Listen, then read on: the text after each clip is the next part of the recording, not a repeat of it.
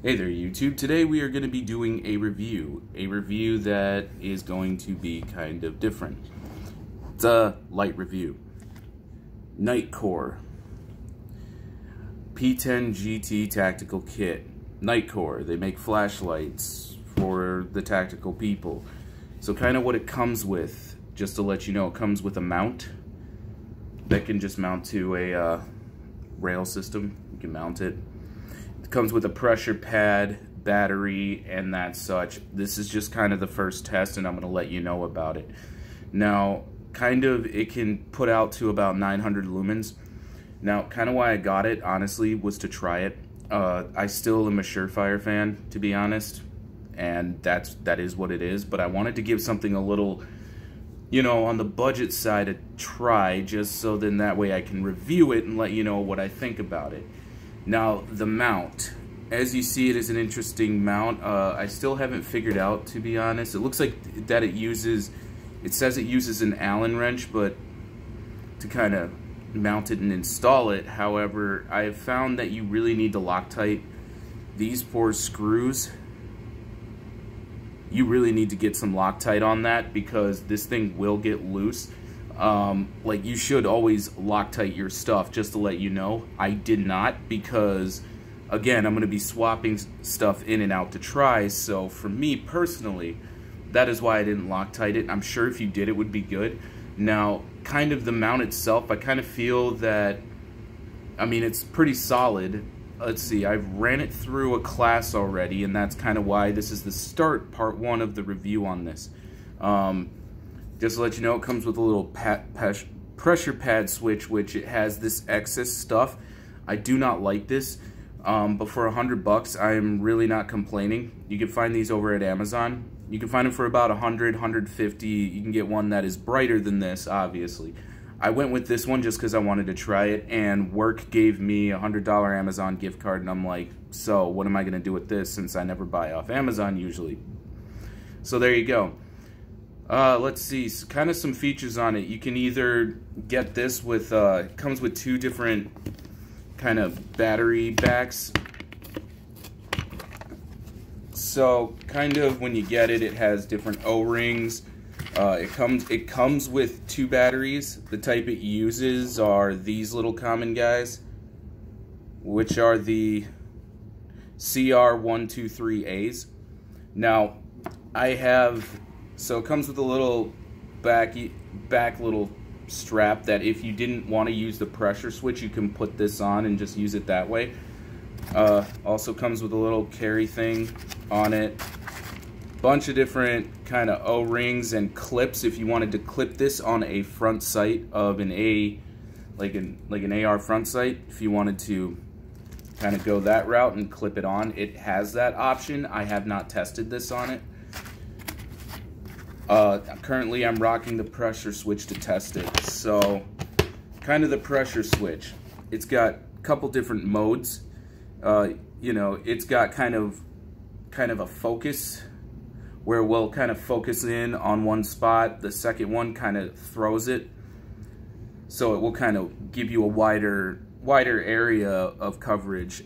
Me personally, I do not notice a difference between the first and the second one. The first, kind of on this pressure pad switch right here, this is supposed to kind of like just home in all lumens pointed in a kind of a small spot. The second one is supposed to kind of give you a wider sort of like if you're scanning a field and that stuff. And then the third part, which I have it covered, is that strobe light. So I guess I can turn the light off, and let's at least look at the back. So as you see, pretty bright. I can't really tell the difference, to be honest, between, and then this is the first one right here. So kind of, this isn't really good because, you know, this is fairly close. The second one kind of is supposed to kind of open up and throw the light. And then you got the strobe. Rave party! So back to this kind of first review on this.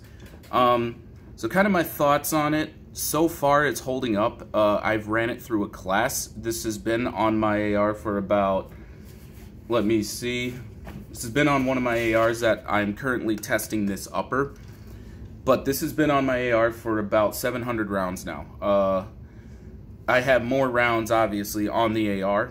I'm not going to do a review on this upper until I have put it through 1,000 rounds, which I will be doing today. I'm going to be finishing off kind of the part 1 of this upper. So this light is kind of big. Like I said, the only thing I'm really not a fan of is this excess cording for the pressure switch. It's not bad.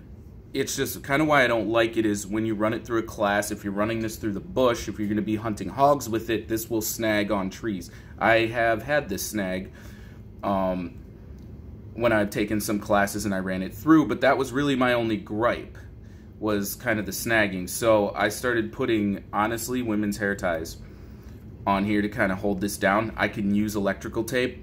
Obviously, you can do that. I just wanted to see if, like, women's hair ties would work, and to be honest, it is a stupid thing that actually worked. It keeps it kind of mounted there pretty well. So, kind of, I'm just kind of testing this upper, and I wanted to test a cheaper light because this is a cheaper upper. Now, we will go into what other features about the light itself. Kind of, it comes with a little case, like a little case you can have on your belt. It's got like a flashlight, I don't know, holster. Now, kind of, you can find these on Amazon, again, for about like 100. I want to say, like, I found this one for about $89.99. I think they were having a sale on it or something. And I want to say I paid like, I paid more than that. Because they have a 600 lumens, 900 lumens, and then 1200, 1500 lumens, and then it kind of, the price goes up there. I want to say this one was $99.99, which was still pretty, in my opinion, really cheap, especially with what you get. Mount, kind of 2 different back straps. It also comes with a clip if you want to mount it on an A2 sight, A2 front sight. Pressure switch. Now, am I going to recommend this? I'm not going to recommend it yet. I'm going to say that, kind of just looking it up, I'm right now still testing the battery life because the batteries that it comes with died pretty quickly, which happens if it just sat around in a shop, as an example.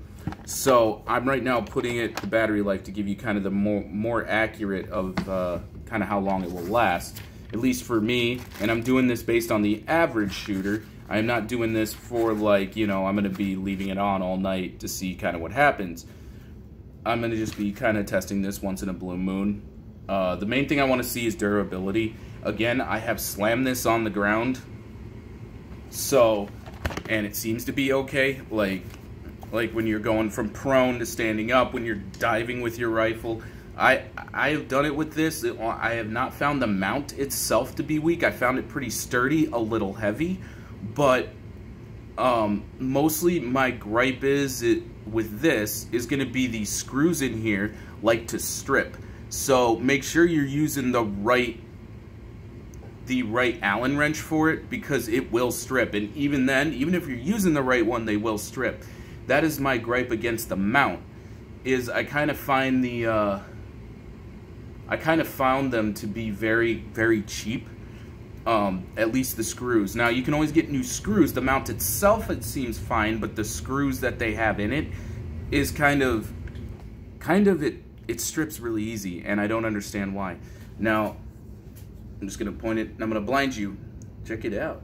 There you go. You're blind.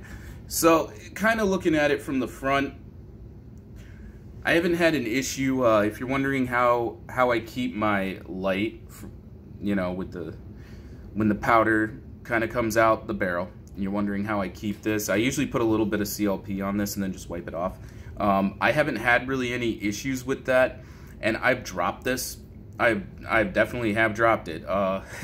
In a class, I had it completely fall off on me. Again, I'm not Loctiting my stuff, and I should. It's just I wanted to see what would happen if it dropped, and then number 2, I kind of wanted to check the mount. Since I'm going to be switching, if I didn't like it, I'm going to be switching it off this, even though Probably it's going to belong on this upper because of, this is, again, I'm going to let you know about it, and it is a pores upper, kind of a budget-friendly upper that I'm testing right now. If you really want to look at the rifle itself, there you go. It's a Noveske lower. I have a Noveske, it's got a Noveske lower. Just to let you know, I did buy the receiver set, Noveske upper and lower.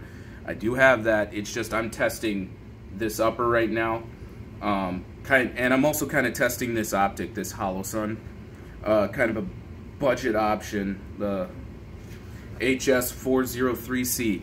And I'm just letting you know, my version of testing optics is I'm going to be taking this out in the freezing cold and literally trying to kill it. Which is exactly what I'm going to be doing. I just figured if you wanted to see the setup, trigger in there is a CMC trigger. Very nice trigger. I have an ambi safety on this. It's made by, let me see, this one is the Seekings. So far it's okay. I will do a review on that later. It's got a little oversized mag release, which is nice. BCM stock and grip. It's got a Zeb charging handle. I am currently trying this. Don't worry about the flip-up sights. Honestly, I just put them on there because of the rifle itself, this upper. Yeah, I don't recommend these sights, and I will do a review on them later. Then I got the BCM grip on it. Also, I got these kind of little grip tape, kind of that goes into the dick mod. Which this is a dick mod rail. So just to kind of let you know, this thing is kind of good. So far it's showing a little bit of promise. I've only ran it through a class. I have dropped this upper and the rifle in a class, especially when you're diving into prone. I am known when I dive into prone to really, bam, just really mess it up. So far it's held up against just common BS. So, am I going to recommend it? Not yet. I really want to try driving this thing through, like, a window or something. I am definitely going to test that because that's going to kind of determine, because typically if you're going to drive your rifle, for all you operators, when you really drive it, kind of, that's why they got little notches on this little flashlight, so that if you're driving your rifle into something, an obstacle to get through it, that it will work. Now, also, I'm doing this review, and you police guys that do training kind of understand that if you're using your rifle to drive, or you military guys, or even you contractors, or even you basement LARPers, kind of, you can use your flashlight to really kind of drive into like and of course your muzzle as well, kind of helps with driving it into a windshield or an obstacle, trying to get someone out, as an example. So kind of this Nitecore, my thoughts about it. The light seems to be okay. As for battery life, I am still testing that. The batteries that it came with, I'm going to let you know, they die really quick. So I'm going to be doing kind of a battery light test on that eventually. The pressure switch is okay. I'd say the pressure switch is pretty good so far. The only thing I don't like is this extra cording. Make sure to tie that down, especially if you're going to be running it through a class, or even if you're thinking about using this on your rifle. I'm just letting you know that it's going to get in the way. It's going to snag on door handles if you're going to be kicking indoors. It will snag on railing. So make sure just to tighten it down. If I didn't buy purposely a pressure pad mount, I didn't see if I'm going to get a couple just to see which ones fit it, but I didn't because I wanted to try the zip tie thing. I wanted to see if zip ties would work, and to be honest, or not zip ties, sorry about that, women's hair ties. Believe it or not, I'm kind of impressed with women's hair ties. They seem to really work on keeping your rifle close, and I've put high round counts through it, and these didn't burn or singe off or anything. You know, maybe it's the future is women hair ties. Plus, you know, if you have longer hair, you can put your hair up in a ponytail while you're giving your battle buddies dome. Just kidding. But in all honesty, I put a few women's hair ties on here because I wanted to see if one, it would work. if it's good at mounting something and keeping it kind of snag tight close to the gun, and it is. So I am going to be trying to see if this fits some universal kind of pressure pad switches that you can mount on your rifle. I'm going to be testing that. So kind of this is my first look at the Nitecore. Again, I have 700 rounds on this flashlight, and I've ran it through one class so far, and it's held up. It's taken what I call a light beating. Like, I didn't pick it up and throw it. I had it drop off the mount. I had this this thing loosen up to where the light kind of flung right into the ground, and then I had to sit there and tighten it like an idiot. Let's see, and then also when I went to prone, you know, I had to really dive. Again, the cons of this is going to be the set screws. These screws here that you can mount the light, they strip very easily. Even if you're using the right Allen wrench, it will strip. So only thing I don't like is this so far. And then on the pressure pad switch itself, I think this is kind of too loose. I kind of wish there was a model out there that just had kind of a shorter pressure pad switch and cord. Overall though, for 900 lumen light, it seems okay. Kind of the throw, supposedly it can go out to 25. I guess we'll see. I'm going to definitely test that someday. So anyway, this is going to be my first look at the Nitecore. Alright, take it easy, YouTube.